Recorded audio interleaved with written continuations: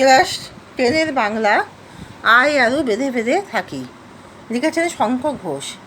এর বিষয়বস্তু হলো, তোমরা সবাই লাইক অ্যান্ড সাবস্ক্রাইবটা দিয়ে দাও। আয় আরও বেঁধে বেঁধে থাকি এর বিষয়বস্তু হলো, সাধারণ মানুষ আজ এক ভয়াবহ প্রতিকূল পরিস্থিতির শিকার।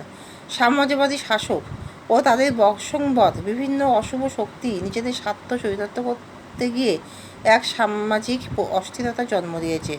তাই মানুষের চারিদিকে আজ নানান বিপন্নতা। মানুষ বড় অসহায়, তাই বেঁচে থাকার যেন কোনো পথ নেই।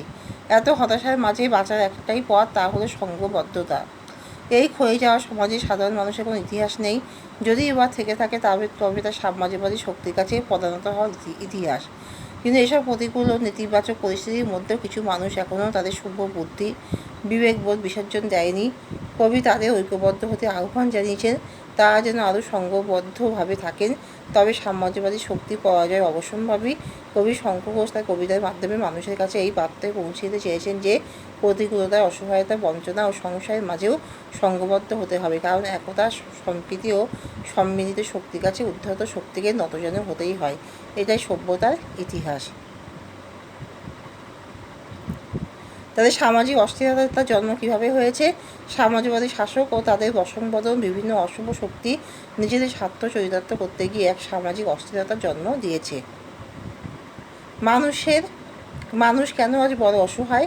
কারণ সাধারণ মানুষ আজ এক ভয়াবহ প্রতিকূল পরিস্থিতির শিকার হয়েছে। সাম্রাজ্যবাদী শাসক ও তাদের বশংবদ বিভিন্ন অশুভ শক্তি নিজেদের স্বার্থ চরিতার্থ করতে গিয়ে এক সামাজিক অস্থিরতার জন্ম দিয়েছে। তাই মানুষ আজ বিপন্ন, অসহায়। তাই কাদের কোনো ইতিহাস নেই, সাধারণ মানুষের কোনো ইতিহাস নেই। এই ক্ষয়ে যাওয়া সমাজে সাধারণ মানুষের কোনো ইতিহাস নেই। কবি কাদেরকে ঐক্যবদ্ধ হতে বলেছেন? যারা নিজেদের বিবেক বুদ্ধি বিসর্জন দেয়নি, তাদের ঐক্যবদ্ধ হতে হয়েছেন। কেন ঐক্যবদ্ধ হতে বলেছেন? তার কারণ চারিদিকে সাম্রাজ্যবাদী অশুভ শক্তি দ্বারা আজ সমাজের বিপন্নতা নেমে এসেছে। কারণ তার সাম্রাজ্যবাদী শক্তি যাদের স্বার্থকে চরিতার্থ করতে গিয়ে সমাজে নানারকম অস্থিরতার জন্ম দিয়েছে, বিশৃঙ্খলা জন্ম দিয়েছে। তাই সাধারণ মানুষ ঐক্যবদ্ধভাবে এই সকল অশুভ শক্তির থেকে নিজেদেরকে সঠিক পথে চালিত করতে পারবে, সমাজকে রক্ষা করতে পারবে। সমাজে সাধারণ মানুষের একত্রিত শক্তি এই অশুভ শক্তির সাথে মোকাবিলা করতে পারবে।